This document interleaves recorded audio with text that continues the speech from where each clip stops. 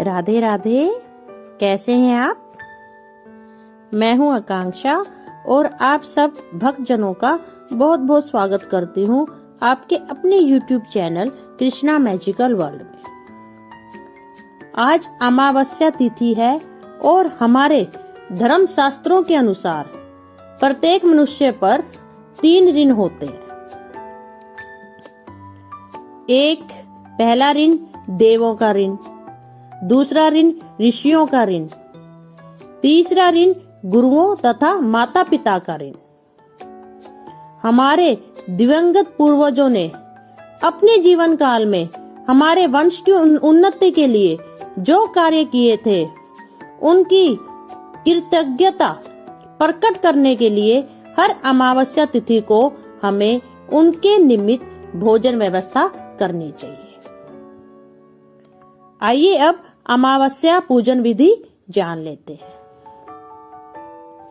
जिस दिन अमावस्या तिथि हो उसके एक दिन पूर्व किसी श्रेष्ठ ब्राह्मण या अपने कुल के दामाद, दोहते, भांजा इत्यादि को भोजन के लिए निमंत्रण दें।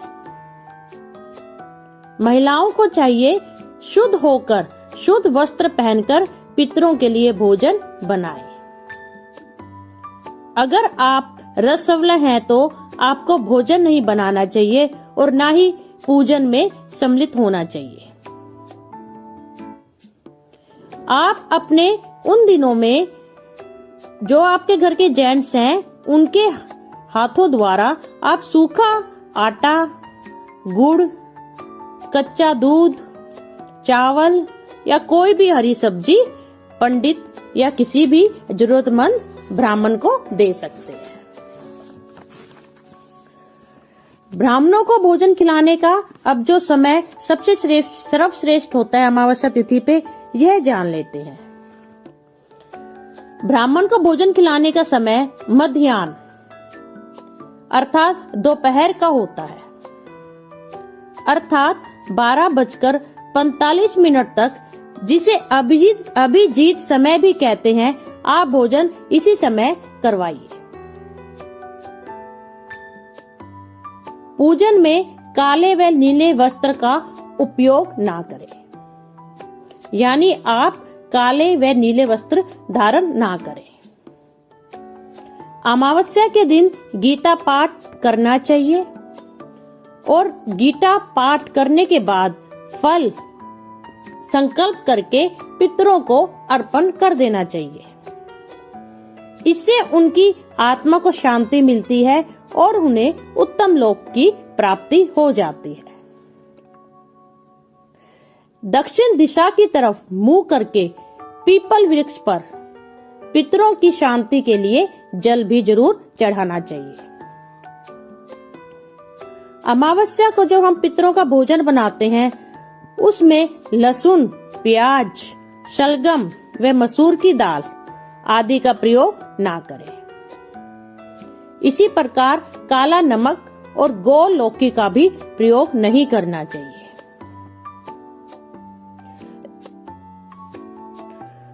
बहुत से लोग प्राय यह पूछते हैं और सोचते हैं कि दिवंगतों को दिया हुआ दान और ब्राह्मण को खिला हुआ अन्न हमारे दिवंगत पूर्वजों तक और पितरों तक कैसे पहुंच जाता है। इसके उत्तर में मैं ये स्पष्ट करना चाहती हूँ कि सनातन धर्म में प्रत्येक क्रिया विज्ञान पर आधारित है। यह एक टेलीपैथी है। जैसे 7 समुद्र पार मनुष्य बिना किसी तार, खंबा आदि से ही मोबाइल, लैपटॉप से अपने प्रियजनों से बात कर लेता है। जैसे हजारों किलोमीटर दूर अदृश्य स्थान पर होते हुए भी मिसाइल अपने लक्ष्य पर जाकर ही भेदन करती है। जैसे रिमोट से बम फोड़ सकते हैं, कार को खोल और बंद कर सकते हैं, उसी प्रकार पितरों के निमित्त किए गए श्राद्ध और भोजन का भी मंत्र शक्ति द्वारा वहां पर पहुंच जाता है जहां वह जीव विद्यमान है। अब आइए हम कुछ ऐसी वो देखते हैं कारण जिसके कारण हमें पितर दोष लगता है। सबसे पहले तो गुरु, साधु या बुजुर्गों व माता पिता का अपमान करना, किसी की जमीन छीनना, पुरुषों द्वारा स्त्रियों के साथ दुर्व्यवहार से पुरुषों का शुक्र खराब हो जाता है तथा पितृ दोष लगता है। पुरुषों का स्त्रियों द्वारा दुर्व्यवहार से बृहस्पति खराब फल देता है तथा पितृ दोष लगता है। घर को साफ न करने से राहु बली हो जाता है और तब भी हमें पितृ दोष लग सकता है। सीढ़ियों के नीचे बंद स्टोर बनाना, पीपल का पेड़ काटने से पितृ दोष अवश्य लगता है। सिंह मुखी घर होने से पितृ दोष लगने की पूरी संभावना बन जाती है। अब पितृ दोष जो हैं, उनके क्या लक्षण हैं? हमें कैसे पता चलेगा कि पितृ हम पे कुपित हैं?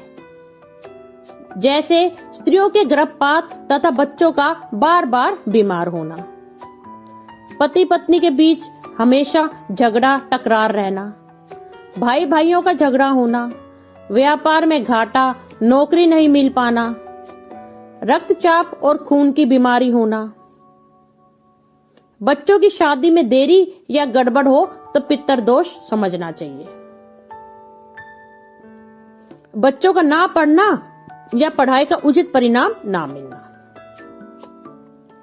अब पितृ दोष निवारण के क्या क्या उपाय हैं, ये जान लेते हैं। सबसे पहले तो गाय को पहली रोटी दें,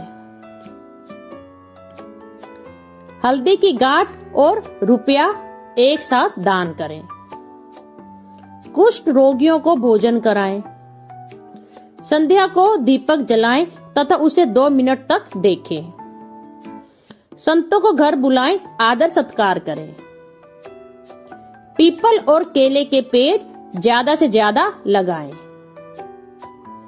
घर से बाहर कुत्तों को रोटी डालें, माता पिता गुरु की सेवा करें, अंत में क्षमा याचना करें। ग्रहण और अमावस्या को पितरों के लिए दान पुण्य करें। अमावस्या और वीरवार को गुरु मंत्र से हवन भी करें। गौ दान करें या गौशाला में चारे का दान करें। इस प्रकार हम छोटे छोटे उपायों से अपना जो पितृ दोष है उसको हम बिल्कुल सही कर सकते हैं।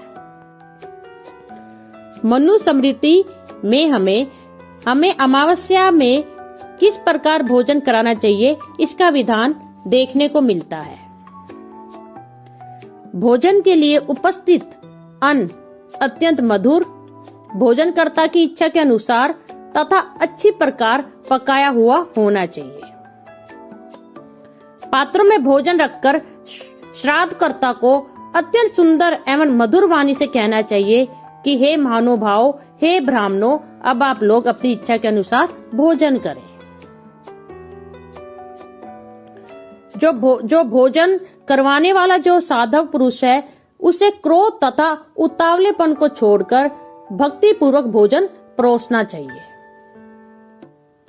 ब्राह्मणों को भी चाहिए शांतचित्त और मौन रहकर प्रसन्न मुख से सुख पूर्वक भोजन करें।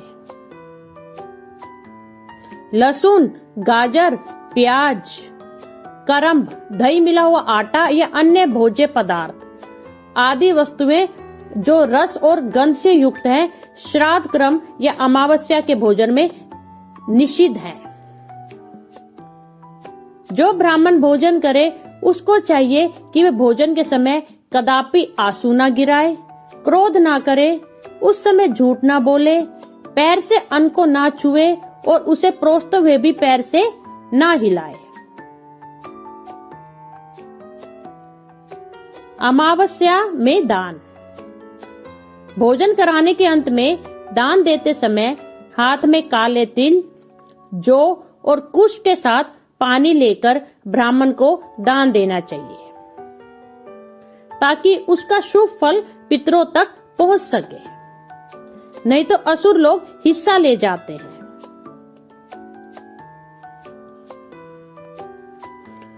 अमावस्या को भोजन में कौवों और कुत्तों को हिस्सा क्यों दिया जाता है? आइए अब इस प्रश्न का उत्तर ले लेते हैं। कौवों को पितर के रूप में मानते हैं। कौवे का रंग काला होता है, जो कि राहु केतु का रूप माना जाता है। राहु केतु के कारण ही पितर दोष लगता है, अतः पितर दोष की शांति हेतु ऐसा किया जाता है। शास्त्रों में कौवे और कुत्ते को यम जीव भी कहा गया है। यह उसके दूत व सहायक कहलाते हैं, अतः इससे यम की तुष्टि होती है, जो कि पितरों के स्वामी है। जो लोग भोजन पकाकर मंदिर में देने जाते हैं, उनको यह जरूर चाहिए कि वे भोजन पकाकर बिना संकल्प के ही मंदिर में भोजन ना दें। इससे मृत आत्मा को शांति नहीं मिलती। वे मंदिर में जाके जिस भी पूर्वज के निमित्त वह भोजन दे रहे हैं, उनको संकल्प जरूर करना चाहिए, उनका नाम लेके, और उसके बाद भोजन ब्राह्मण या मंदिर में देना चाहिए। आशा करती हूँ आपको यह जानकारी अच्छी लगी होगी। अगर आपको वीडियो अच्छी लगी हो तो इसे शेयर जरूर कीजिएगा। अगर आपने इस चैनल को सब्सक्राइब नहीं किया तो प्लीज कीजिएगा। अब मैं जाने की आज्ञा चाहती हूँ। राधे राधे। ओम श्री पितर देवाय नमः। धन्यवाद।